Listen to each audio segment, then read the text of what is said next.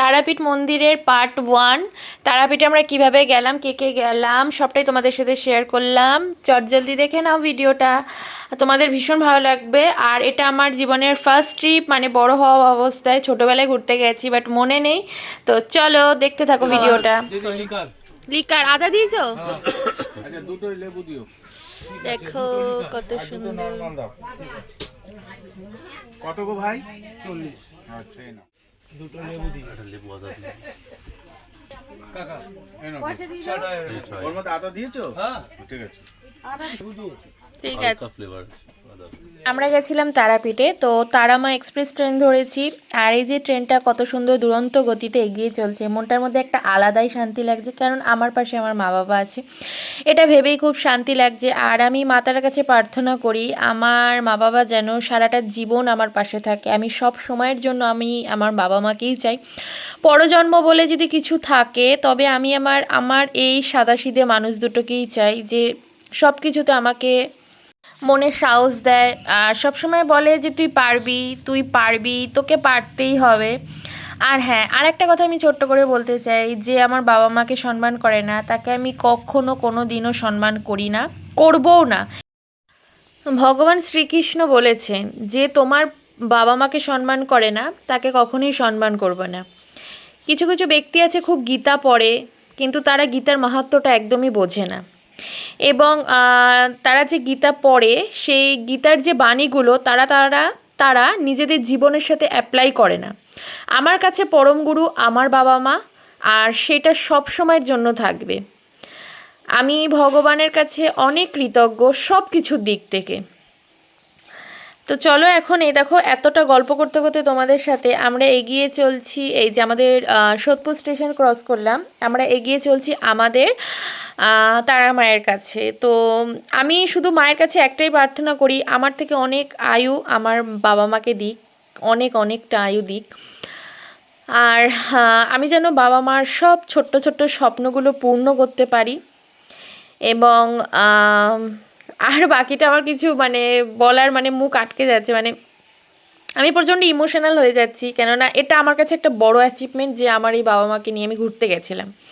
এটা আমার কাছে অনেকটা বড় অ্যাচিভমেন্ট আমি মনে করি, কেননা আমার এই ছোট্ট স্বপ্নের সাথে আমার বাবা মা।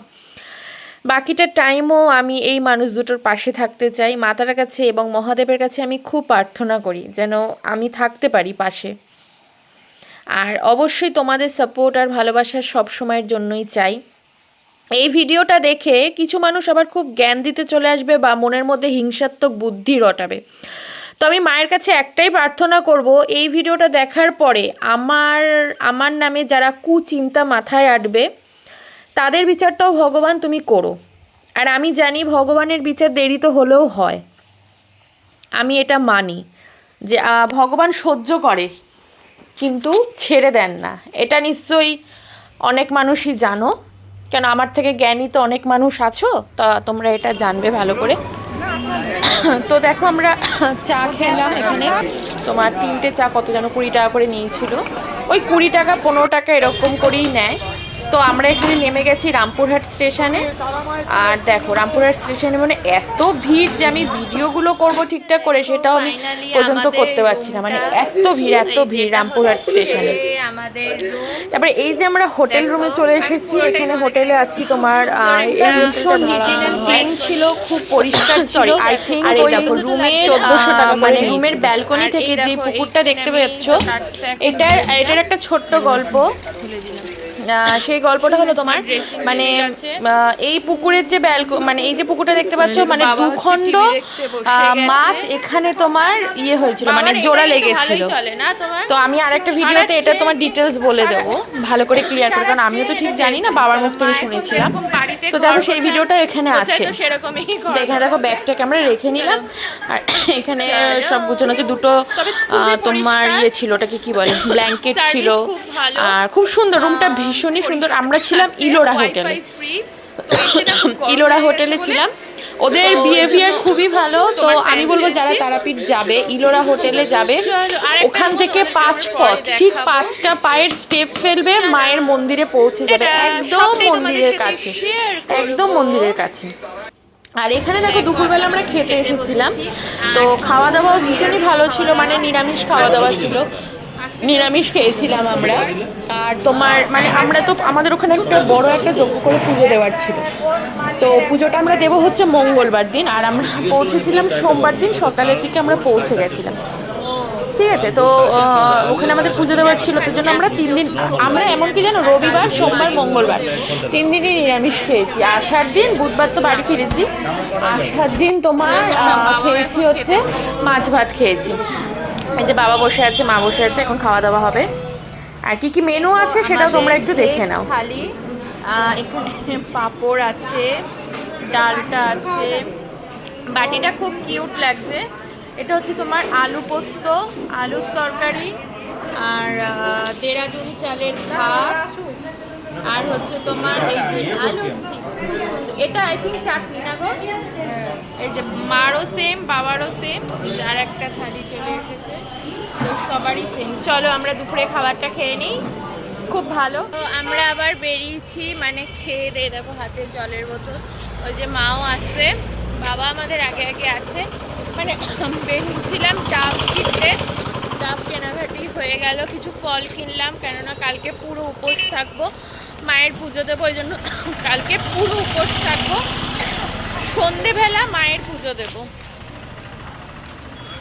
জল কিনেছি, কালকে শুধু জল আর ফল খেয়ে থাকতে হবে।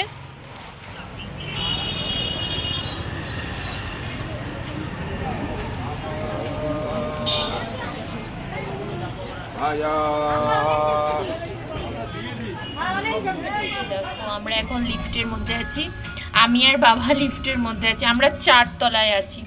কেমন লাগছে বলো? আমার তো এখানে প্রচুর মজা লাগছে, ভীষণই এনজয় লাগছে।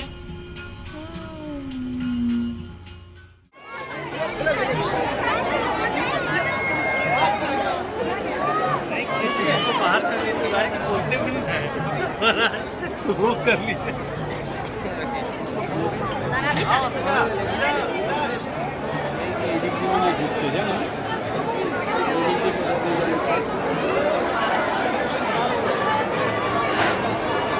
কত ভিড়!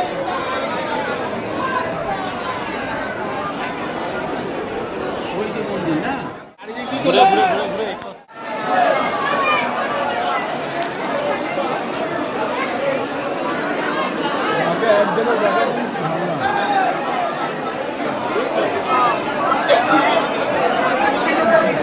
ভোরবেলা ভালো করে দেখতে হবে।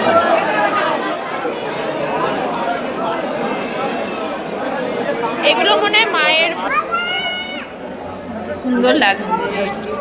কালকে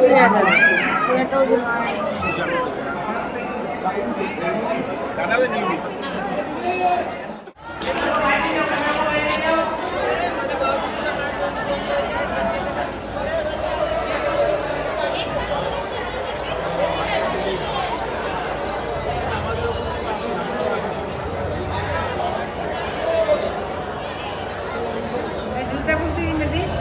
ভাগ করে চলে আসো, আমি এটা পড়াই দিই।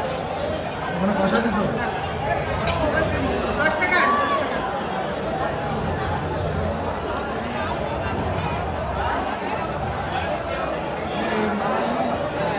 এই যে ভিডিও কেমন লাগছে? ভালো লাগছে? এত সময় দেবে না তো এখানে মায়ের আরতি হচ্ছে, আর মায়ের আরতি দেখার জন্য দেখো কত মানুষ ভিড় করে আছে শুধুমাত্র মাকে এক নজরে দেখবো বলে।